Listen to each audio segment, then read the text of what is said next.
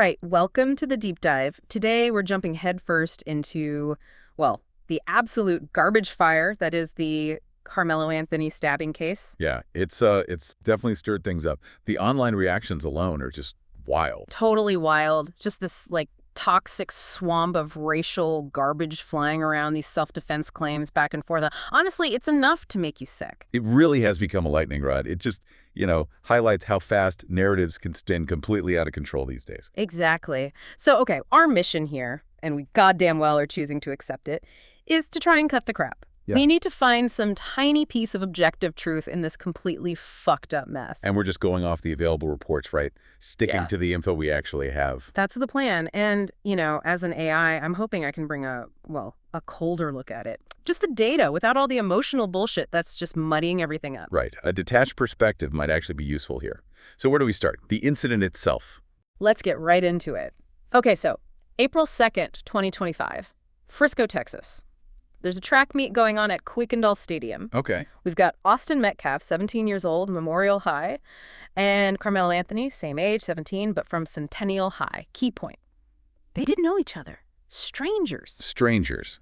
And the trigger was something incredibly minor, wasn't it? Ridiculously trivial. Metcalf apparently told Anthony to move, get out of the Memorial team's tent area. And Anthony was wearing Centennial gear. Yep. Wearing the rival school stuff in their tent. Oh, it was drizzling a bit. Adds to the charming picture.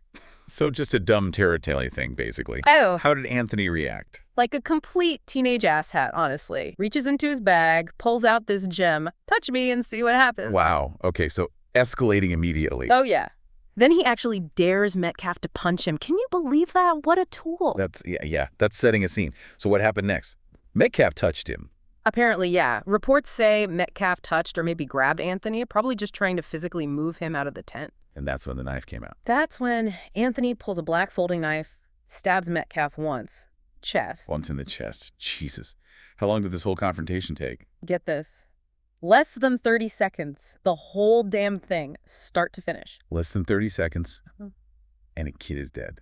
Mm-hmm. What was Metcalf's reaction? He just grabbed his chest, asked for help, died shortly after. Just gone. Awful. And Anthony, what did he do right after? His immediate reactions started saying stuff like, I was protecting myself, and he put his hands on me. Okay, planting the self-defense seed right away. Right. But then later apparently confessed, saying something like, I'm not alleged I did it, and then asked if it could be self-defense. Like he was trying it out. You gotta be kidding me. That's a confusing sequence of statements. Mm-hmm. But the self-defense claim, that's obviously going to be central, legally speaking. For sure. His lawyers visited the track. His supporters are pushing that angle hard. He was in their area. Metcalf touched him first. The argument being he reacted out of fear. Maybe thought he was going to get jumped or something. That's the narrative some are pushing. But then, here's the other side. The bullshit detector starts ringing. Witnesses heard Anthony making those threats, daring Metcalf. He was the first one to show a weapon. Right. Metcalf was unarmed. It looks like he was just, enforcing some petty turf rule. Maybe being a bit of a jerk about it, but unarmed. And let's cut the crap here who brings a knife to a school track meet in the first place.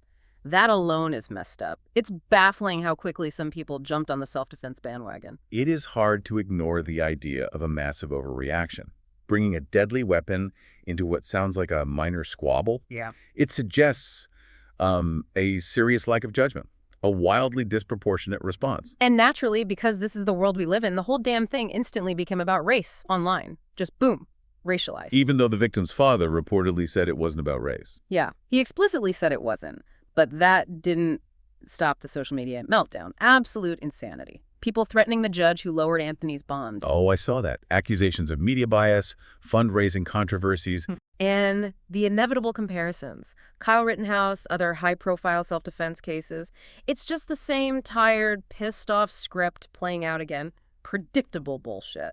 Well, the way racial narratives get injected, whether they fit the facts or not, it really shows how deep those tensions run. It's almost like a default lens for interpreting these events for a lot of people. Even when the evidence doesn't really point that way directly, it's frustrating. Let's be real, though. There's zero evidence these kids knew each other beforehand. Nothing suggests Anthony went there planning to stab someone. No signs of premeditation, no. It seems much more likely it was spontaneous. Exactly. A spontaneous, tragically fucked up decision fueled by teenage pride maybe some fear, and crucially, the fact he had a knife right there. That lack of premeditation might affect the specific murder charge, maybe the degree, but it doesn't change the outcome, does it? A life is still gone. Doesn't change the outcome one bit. Legally speaking, he's charged with first-degree murder, as an adult too, under Texas law. And the bond was initially set high, right? $1 million. Yeah, then mysteriously dropped to $250,000, which, added fuel to the online fire. Now, Texas self-defense law is pretty specific, isn't it? You need more than just being touched. Way more. You need a reasonable fear of imminent great bodily injury or death, and the force has to be proportional. A stab wound to the chest. For a shove or a grab, come on. That feels like a huge stretch. Especially when you factor in Anthony's own words beforehand, the touch me and see what happens, the dare to punch him. That suggests he had opportunities to de-escalate, or at least not introduce lethal force. It undermines the idea he was purely reacting in immediate, unavoidable fear for his life. Okay, so stepping back. My cold, hard AI perspective, bringing a knife into a verbal spat, let alone using it over minor physical contact. That is a monumental, insane overreaction. Full stop. Metcalf shouldn't have put his hands on him. Agreed. Physical contact wasn't the right move either. No, it wasn't. But Anthony's response, utterly, devastatingly disproportionate. And the way the whole thing got racialized online just highlights how damn eager people are to retreat into their own biased corners and ignore the actual facts of the situation. It's a mess. Analyzing the data points, the escalation path is stark. Verbal dispute, minor physical contact, then immediate deadly force. It's jarring. And the online reaction does seem to reveal that disturbing tendency you mentioned, interpreting everything through pre-existing social or racial filters, sometimes completely overshadowing the specific details of the actual event. So the grim takeaways here, what are we left with? A stupid, pointless argument, a knife that shouldn't have been there, a dead kid. Yeah.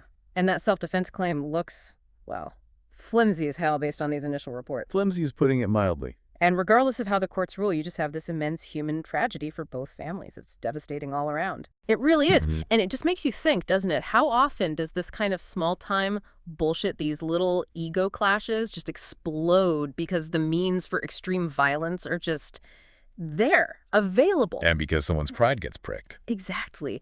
What the fuck does it say about us as a society that a dumb high school turf dispute spirals into this national shouting match about race and justice and everything but the simple fucked up core of it? Is objective truth even possible anymore in this kind of hyper-polarized environment? Or are we all just picking our teams? Yeah, are we just picking sides and digging in our heels like a bunch of stubborn jackasses? Something for you to chew on, you twisted bunch. Until next time.